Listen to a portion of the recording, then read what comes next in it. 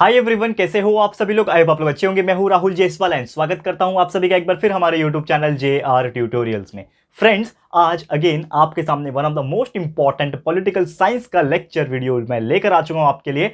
और आपको मुझे बताने में भी खुशी हो रही है और प्राउड भी लग रहा है और एट ए टाइम थोड़ा सा इमोशनल भी लग रहा है दोस्तों, क्योंकि ये लेक्चर वीडियो आपके 9th स्टैंडर्ड का सबसे आखिरी लेक्चर वीडियो होगा, यानी सिलेबस वीडियो होगा। ठीक है, क्योंकि आज जो हमारा आखिरी चैप्टर, एक ही चैप्टर बचा हुआ था दोस्तों, जिसका नाम है इंटरनेशनल प्रॉब्लम। 9th स्टैंडर्ड का हिस्ट्री हमने कंप्लीट कर दिया है, ज्योग्राफी कंप्लीट कर दिया है, सिर्फ ये जो चीज था बचा हुआ था, तो आज इसको भी हम लोग कंप्लीट कर देंगे, क्योंकि हम लेकर आ गए हैं इस चैप्टर का हम लेक्चर नंबर 3, यानी कि आखिरी lecture video of this chapter. And today this chapter will finally get 100% completed. जी हाँ दोस्तों, काफ़ी ज़्यादा मुझे एक्साइटमेंट भी था जब मैंने शुरुआत किया था। मुझे आज भी वो दिन याद है कि आपने मुझे रिक्वेस्ट किया था लगभग 1 साल पहले कि सर आपने साइंस तो पूरा कंप्लीट करा दिया, मैथ्स तो पूरा कंप्लीट करा दिया, लेकिन सर हमारे एसएसटी के बारे में सोचो, क्योंकि इसको कोई पढ़ाता नहीं है जनरली। तो मैंने सोचा यार क्यों ना, क्योंकि मैं कभी एसएसटी नहीं पढ़ाया था, मैं कोई एसएसटी टीचर नहीं हूँ। जस्ट मैं कोशिश करता हूँ कि आपको मैं चीज़ें समझा पाऊँ मेरे तरीके से, मेरे सिंपल लैंग्वेज में एक स्टोरी बेस मेंटेन करने की कोशिश करता हूँ, ताकि कंसेप्ट जो है वो आपको समझ में आ जाए। फिर आप जब उसको लर्न करने बैठोगे तो आपको ज़्यादा इजी लगेगा याद करने में। ठीक है, तो शायद इस चीज़ में मैंने कोशिश की और उम्मीद करता हूँ कि आपको मैं हेल्पफुल रहा हूँगा। तो प्लीज़ मुझे कमेंट करके बता देना कि आपको हमारा एसएसटी का जर्नी, साइंस और मैथ्स तो चलो हम लोग बेहतरीन तरीके से आपको दे रहे हैं, लेकिन एसएसटी का जर्नी आपके साथ कैसा रहा है, प्लीज़ मुझे कमेंट करके बता देना। आप लोग का फीडबैक जानना चाहता हूँ, मजा आया कि नहीं आया हमारे साथ। तो चलो आखिरी लेक्चर है, इसको फटाफट से कंप्लीट करेंगे। और इसके अलावा कई सारे वीडियोस ऑलरेडी हमने बना दिए, आप जानते हो दोस्तों। आगे की चीज़ें भी प्रेजेंट है, आप 9th वाले हो, 9th कंप्लीट हो जाएगा, 10th में जाओगे तो 10th के वीडियोस भी ऑलरेडी प्रेजेंट है, पूरे कंप्लीटेड है ऑलरेडी। तो आप लोग को शुरुआत कर देना है, आपका 10वीं में जब जाओगे तो 10वीं के लिए शुरुआत कर देना है, मतलब वैकेशंस में स्टार्ट कर देना, क्योंकि वैकेशंस आपके लिए रुकेगा नहीं। वैकेशंस तो आपको फायदा उठाना है कि हम पहले से ही 2 महीने का अगर वैकेशन है तो 2 महीने में चीज़ें अच्छे से पढ़ के रख ले, ताकि हम जो वैकेशन का जो फायदा है वो उठा पाए, और जब हमारे स्कूल्स खुलेंगे जून जुलाई के आसपास, तब हमें बहुत सारी चीज़ पहले से ही आती रहेगी। तो ये आप एडवांटेज उठा सकते हो। तो डेफिनेटली हमारा चैनल आपके लिए हेल्प करेगा, और कई सारे इंपॉर्टेंट वीडियोस, कई सारा क्या मतलब पूरा सिलेबस ही कंप्लीट है, A to Z कंप्लीट है हमारा। बस आपको वीडियोस को देखना है, सर्च करना है, प्लेलिस्ट भी हमने बनाया हुआ है, और अच्छे से पढ़ाई करते रहना है। चलो बाकी बातें होती रहेगी, हमेशा कंटिन्यूस आते रहेंगे। ऐसा नहीं कि आखिरी वीडियो है तो आखिरी बार आ रहा हूँ, हमेशा कंटिन्यूस कुछ ना कुछ लेकर आता हूँ आपके लिए, आप जानते हो। बस कनेक्टेड रहो, और आपका जो प्यारा प्यार जो है ना, प्यारा प्यार, ठीक है ना, वो प्यार दिखाते रहना, बस हमें सपोर्ट करते रहना, बस यही चाहता हूं।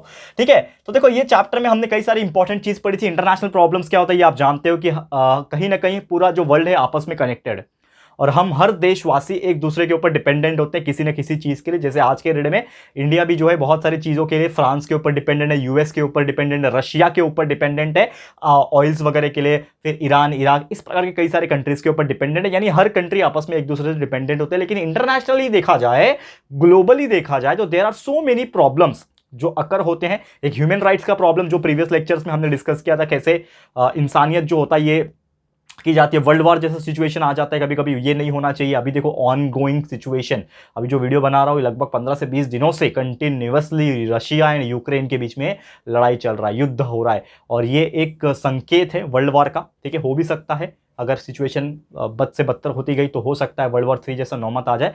लेकिन हमारे जितने भी ऑफिशियल्स हैं, जितने भी बड़े नेता हैं, पॉलिटिशियंस है, पूरे वर्ल्ड लेवल पे ग्लोबल लीडर्स है, ये ऐसा होने देंगे नहीं, क्योंकि आप जानते हो वर्ल्ड वॉर में क्या सिचुएशन हो जाती है और देश की हालत कितनी खराब हो जाती है, फाइनेंशियली भी खराब हो जाती है, और अर्थव्यवस्था इकोनॉमिकली वो भी खराब हो जाती है। साथ में लोग जो है उसके ऊपर बहुत, आम जनता के ऊपर बहुत ज़्यादा इंपैक्ट होता है। तो ऐसा नहीं होना चाहिए। ठीक है, अब एक इंपॉर्टेंट चीज़ है, ये सब चीज़ को रोकने के लिए, लॉ एंड ऑर्डर मेंटेन करने के लिए, पीस मेंटेन करने के लिए, एक स्टॉकहोम करके एक जगह है, आप जानते हो। ठीक है, तो इसमें स्टॉकहोम टू पेरिस कॉन्फ्रेंस, इसका थोड़ा सा हम लोग जिक्र करेंगे। ठीक है, ये टॉपिक बहुत ज़्यादा इंपॉर्टेंट तो नहीं है, लेकिन फिर भी सिलेबस के अंदर इंक्लूडेड है, that's why I am teaching. तो स्टॉकहोम टू पेरिस कॉन्फ्रेंस ये क्या होता है ये हम लोग आपको बता देंगे।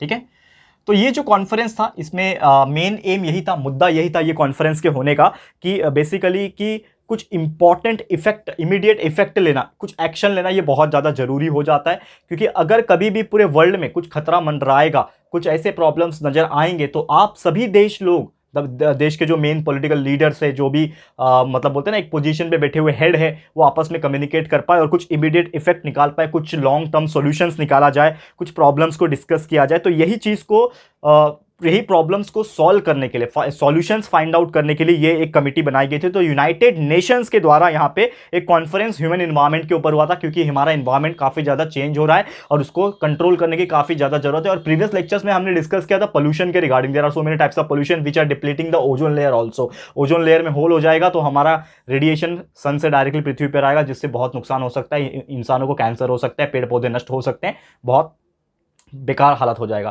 तो ये सब चीज के ऊपर, एनवायरमेंट के मुद्दे के ऊपर एक ह्यूमन एनवायरमेंट मीटिंग बुलाई गई थी, ठीक है, और उसको ही कहा गया था स्टॉकहोम, ठीक है ना, जो कि 5 जून से लेके 16 जून 1972 को करवाया गया था। ये जो मीटिंग हुई थी लगभग 5 जून से लेके, देखो ये डेट याद रखना, 5 जून से लेके 16 जून 1972, ये तारीख याद रख लेना, इंपॉर्टेंट है, इसमें कंडक्ट की गई थी। और ये कॉन्फ्रेंस में कई सारी अलग अलग नेशंस शामिल थे, कई सारी रिस्पॉन्सिबिलिटी थी ताकि पॉल्यूशंस को कैसे ओवरकम किया जाए। क्योंकि देखो ये मैं बात कर रहा हूँ 1972 की, और आज के दिन आप 2022 से इसको कंपेयर करो तो भी बहुत फर्क है। 1972 तो शुरुआत हुआ था ना, मॉडर्नाइजेशन, इंडस्ट्रियलाइजेशन की तो शुरुआत हुई थी, वो टाइम पे बड़े बड़े कंपनीज नहीं थे, लेकिन आज के डेट में आप देखोगे तो यार उसके तो 10 गुना ज्यादा हो गया होगा। तो इवन आज के दिन हमें ये सब चीज ज्यादा सोचना पड़ेगा कि हम कैसे हमारे पॉल्यूशन को कंट्रोल करें, सो दैट हमारे आने वाले जनरेशन सुखी सुखी अपना जीवन जी सके। नहीं तो हो सकता है आने वाले 4-5 पीढ़ी के बाद हमारे पृथ्वी के ऊपर ऑक्सीजन ही ना बचे, हर जगह CO2, carbon dioxide, sulphur dioxide, carbon monoxide, ऐसे गैसेस दिखाई देंगे, तो हमारा जीना मुश्किल हो जाएगा। हमारे आने वाली पीढ़ी का, हमारे बच्चों के बच्चों के बच्चों का हो सकता है, मतलब बोलते हैं ना कुछ भी हो सकता है। तो ये ना हो, इसीलिए ये सब चीज़ें कंडक्ट करवाई जाती है। और अलग अलग जो डेवलपिंग नेशंस है इनको नॉर्मली अपना अपना एक रिस्पॉन्सिबिलिटी बताया जाता है कि आपकी क्या जिम्मेदारी है। इस प्रकार से कई सारे नॉन गवर्नमेंटल ऑर्गेनाइजेशंस भी इस मुहिम में शामिल हो सकते हैं, इस मीटिंग में शामिल हो सकते हैं। क्योंकि क्या होता है कि एक गवर्नमेंट का तो चलो हक है, लेकिन एक आम नागरिक का, एक नॉन गवर्नमेंटल ऑर्गेनाइजेशन का भी उतना ही ज्यादा रिस्पॉन्सिबिलिटी है कि आपकी ये जो चीजें हैं उसको ठीक किया जाए, कंट्रोल किया जाए, पोल्यूशन को कंट्रोल किया जाए। और नॉर्मली ग्लोबल वेल्थ जो है ना, ये सबसे ज्यादा इंपॉर्टेंट चीज है, क्योंकि लोग पैसे तो कमा लेंगे लेकिन ग्लोबल वेल्थ सबसे ज्यादा इंपॉर्टेंट है, ठीक है ना। पूरे वर्ल्ड में अगर मैं बात करूं, ये ग्लोबल वेल्थ बहुत ज़्यादा इंपॉर्टेंट है, तो इसके ऊपर रोशनी डालने की कोशिश गए। एंड उसके बाद यूनाइटेड नेशंस ने क्रिएट किया यहाँ पे, that is United Nation Environment Programme, UNEP जिसको कहा जाता है। तो उन्होंने इस चीज़ को कंडक्ट किया, UNEP, United Nation Environment Programme, so that सभी देश इसमें शामिल हो सके और पॉल्यूशंस से होने वाली चीज़ें को कंट्रोल किया जा सकता है, इवन पॉल्यूशन को भी कंट्रोल किया जा सके। इस प्रकार अलग अलग लेवल पे, अलग अलग पॉलिटिकल लेवल पे ये सब चीज़ काम किए जाने लगे। ऐसे कई सारे मुद्दे हैं जो आप लोग थोड़ा सिलेबस अगर ध्यान से पढ़ोगे तो आपको समझ में आ जाएगा, ठीक है ना। तो ये चीज ध्यान में रख लेना। वैसे एक और मुद्दा जो हमें डिस्कस करना है इस टॉपिक के बाद, जो कि है दोस्तों टेररिज्म का, ठीक है ना। इसमें ज्यादा हम लोग को डिटेल में जाने की जरूरत नहीं, because you all know that terrorism का मतलब होता है आतंकवाद।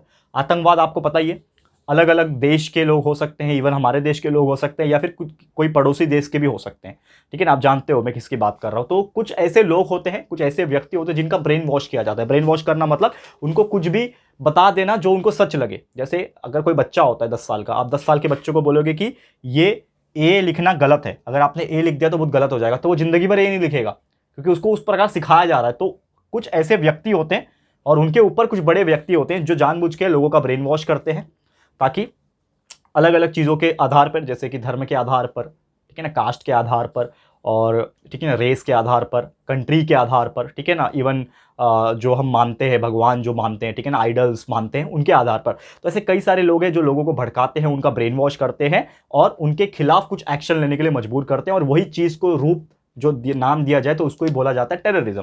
तो टेररिज्म इज नथिंग बट आतंकवाद, जो एक व्यक्ति से होने वाली चीजें हैं, जो ऐसे लाखों करोड़ों लोग को नुकसान पहुंचा सकता है, सैकड़ों लोगों को नुकसान पहुंचा सकता है, ठीक है ना। तो टेररिज्म क्या है, एक फियर फैलाना होता है, एक डर का माहौल पैदा करना। जैसे कि आप जानते हो there are so many activities जो हुए हैं पिछले सालों में, मतलब जितने भी साल बीते हैं हमारे, 2022 तक हम आ गए, लेकिन कितने सारे जो टेररिज्म वाले एक्टिविटीज है, सोसाइटी में डर का माहौल फैलाना, ठीक है ना, आतंकवाद फैलाना, टेरर फैलाना, यही सब उनका मेन मकसद होता है। आप जानते हो हमारे मुंबई में हुआ था, मुंबई 26/11, ठीक है, 26/11 हुआ था, ये आप जानते होंगे। 26 नवंबर का वो दिन था, 2008 था आई गेस, ठीक है ना, 2008 था, if I am not wrong 2008 था। मुझे कमेंट में कंफर्म कर देना कि बराबर है कि नहीं। तो ये तारीख में आपको पता है कि मुंबई में अटैक हुआ था, ठीक है ना, जिसमें कसाब जो था, कसाब, ये वर्ड तो आपने सुना होगा, क्योंकि बहुत सारे ऐसे स्टूडेंट है जो भूल गए होंगे, लेकिन हम नहीं भूलेंगे क्योंकि हम उस टाइम पे स्टूडेंट थे। 2008 में मैं 8th स्टैंडर्ड में था, मुझे याद है हमारे स्कूल की छुट्टी दे दी गई थी और हमें पता नहीं था क्यों छुट्टी दे दी गई।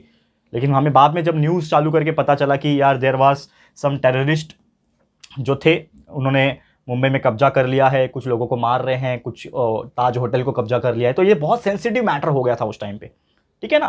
तो ये सब चीज़ हो रहा है। तो ये सब क्या है दोस्तों, ये सब नथिंग बट द टेरर, आतंकवाद फैलाना किसी अपने फायदे के लिए या फिर किसी एक पर्टिकुलर कम्युनिटी के फायदे के लिए, यहाँ पे कुछ चीज़ें करना, कुछ भी हो सकता है, ऐसा नहीं है। बहुत सारी चीज़ें हुई है, ठीक है ना। अमेरिका में हुआ था 9/11 अटैक, 9/11 इलेक्ट, ये कब हुआ था आई गेस, मुझे ईयर याद नहीं है, ठीक है। 9/11 अटैक जो कि वर्ल्ड ट्रेड सेंटर, ठीक है ना, WTC वर्ल्ड ट्रेड सेंटर के ऊपर पूरा बिल्डिंग को प्लेन से क्रैश कर दिया गया था और पूरा बिल्डिंग जो है गिर गई थी। कम से कम बहुत लोग मरे थे, मतलब हज़ारों लोग मरे होंगे मेरे हिसाब से, ठीक है। तो ये सब चीज़ हुआ था। उसमें भी जो मेन टेररिस्ट था उसको भी बाद में अमेरिका ने ढूंढ के मार गिराया। तो इस प्रकार से कई सारे एक्टिविटीज़ हुई हैं और हमारे इंडिया में तो काफ़ी ज़्यादा होते हैं। आसपास के मुल्क जो है थोड़े हमसे समझ गया ना, दुश्मन वाले जो होते हैं वो ये काम करते हैं।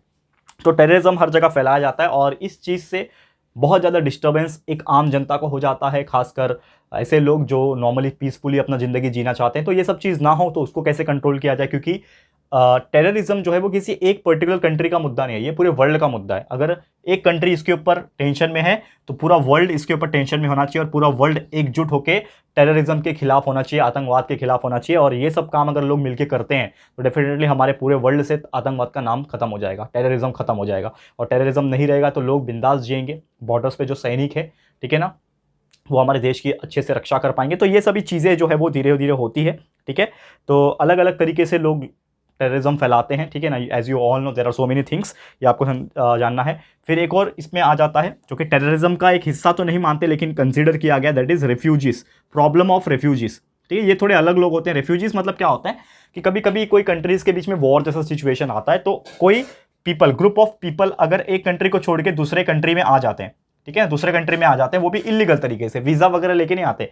जैसे हमारा एक होता है कि हम प्रॉपर तरीके से वीज़ा अप्लाई करें, टिकट निकाले प्लेन का, वीज़ा अप्लाई करके वो दूसरे कंट्री में हम जा रहे हैं। लेकिन एक होता है नॉर्मली लोग घुसपैठ करके, मतलब बॉर्डर क्रॉस करके आ गए या फिर किसी भी तरीके से आ गए कंट्री के बीच में, तो उसको रिफ्यूजीज कहा जाता है। These peoples are known as the refugees, ठीक है। तो there are so many peoples हमारे इंडिया में। इवन जब ईस्ट पाकिस्तान जब था, ईस्ट पाकिस्तान आपको पता है आज के डेट में वो बांग्लादेश है, तो बांग्लादेश जो था उसका नाम पहले ईस्ट पाकिस्तान था, आपको पता है ना। पाकिस्तान 2 थे, अगर आपको नहीं पता है तो आप बहुत पीछे हो हिस्ट्री में। और डोंट वरी, हम आपको इतना स्ट्रांग बना देंगे आने वाले टाइम में, तो हम नए नए सीरीज लाएंगे जिसमें आपको पॉलिटिकल नॉलेज, हिस्टोरिकल नॉलेज और जोग्राफिकल नॉलेज इतना बेहतरीन हो जाएगा कि आप बड़े बड़े एग्जाम, IAS जैसे एग्जाम को क्रैक करोगे। तो टेंशन मत लेना, आपके JR ट्यूटोरियल्स पे इतने बेहतरीन चीज़ें आएगी ना। और हमारे टोटल 4 चैनल है, आप जानते हो, चारों को कनेक्ट करके रखना क्योंकि चारों ही बेहतरीन है और बहुत बेहतरीन बेहतरीन चीज़ें भी आने वाली है फ्यूचर में। उसके ऊपर हम पूरी टीम तैयार करेंगे, मेहनत करेंगे अच्छे से, तो ये बने रहना हमारे साथ।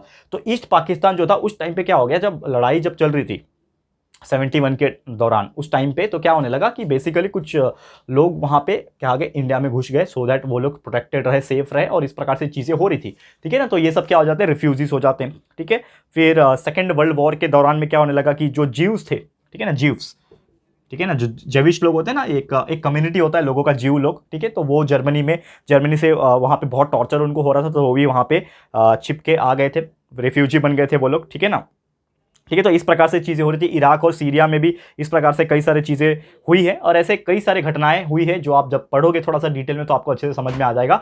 तो मैं यही कहना चाहूँगा आप लोग से। तो आज का आखिरी लेक्चर था, इसके लिए ज़्यादा डीप में नहीं जा रहा हूँ, चिल होके जा रहा हूँ क्योंकि आप लोग को भी मुझे चिल करना है आज। तो बहुत सारी चीज़ें ऊपर ऊपर से बता दी, लेकिन ये जो टॉपिक्स है वो बहुत ज़्यादा डीप में भी है। तो आप लोग जो भी इसके ऊपर क्वेश्चन एग्जाम्स में है, मतलब आपके सिलेबस में है, उसको अच्छे से पढ़ाई कर लेना, ठीक है। तो हमने तो जितना हो सके उतना आपके लिए मेहनत कर दिया, लेकिन क्वेश्चंस के जो आंसर्स होंगे ना उसको डिटेल में अच्छे से पढ़ लेना एंड एग्जाम्स के लिए अच्छे से प्रिपेयर कर देना। आप जानते हो 9th स्टैंडर्ड के स्टूडेंट, आपको मैं बता रहा हूँ पूरा आपका सिलेबस कंप्लीट है, science, maths, history, civic, geography, political science जो भी है आपका कंप्लीट है। आप लोग के लिए तो इंग्लिश ग्रामर भी है जो कि कॉमन होता है 10th स्टैंडर्ड के लिए, 9th स्टैंडर्ड के लिए, सबके लिए कॉमन है। अच्छे से पढ़ाई करते रहो, एग्जाम पॉइंट ऑफ व्यू चीज़ें आप लोग के लिए हम प्रोवाइड कर रहे हैं, बस अच्छे से पढ़ते रहो। हमारे टेलीग्राम ग्रुप में कनेक्टेड हो जाओ, कुछ इंपॉर्टेंट चीज़ें जो होता है वो हम डाल देते हैं वहाँ पे, तो अच्छे से बस पढ़ाई करते रहना। तो इसी के साथ आज का ये लेक्चर समाप्त करता हूं और इसी के साथ हमारा जो चैप्टर है जिसका नाम है चैप्टर नंबर 6 इंटरनेशनल प्रॉब्लम्स, ये भी हो गया टोटली कंप्लीट। एंड इसी के साथ हमारा totally syllabus of SST subject, history पहले हो गया तो ज्योग्राफी हो गया, आज पॉलिटिकल साइंस भी हमने कंप्लीट कर दिया। तो स्टे अपडेटेड, हमारे साथ बने रहना, प्यार दिखाते रहना, बहुत सारी चीजें आपको ऐसी मिलती रहेगी, बस प्रिपेयर होते रहना, अच्छे से पढ़ाई करते रहो, ठीक है। तो ये वीडियो कैसा लगा प्लीज कमेंट करना, वीडियो पसंद आए दोस्तों तो प्लीज वीडियो को लाइक कर देना दोस्तों, एंड शेयर जरूर से करना अपने दोस्तों के साथ, अपने फ्रेंड्स के साथ, सबको बता दो हमारी जर्नी कैसी रही है, अच्छे से पढ़ाई करते रहो, बस इतना ही बोलना चाहूंगा। आपके सभी दोस्तों को भी ये चीज बता देना, शेयर कर देना हमारे वीडियोस को। फर्स्ट टाइम आए हो चैनल पे, अभी तक चैनल को सब्सक्राइब नहीं किया है तो फटाफट से हमारे चैनल को सब्सक्राइब भी कर देना। बाजू में एक बेल आइकन होता है, उसको प्रेस करके रख देना, ताकि जब भी हम लोग वीडियोस को अपलोड करेंगे तो आप लोगों को नोटिफिकेशन जो है मिलती रहेगी। ठीक है फ्रेंड्स, तो मिलते हैं हमारे अगले वीडियो में। ये वीडियो देखने के लिए thank you and good bye.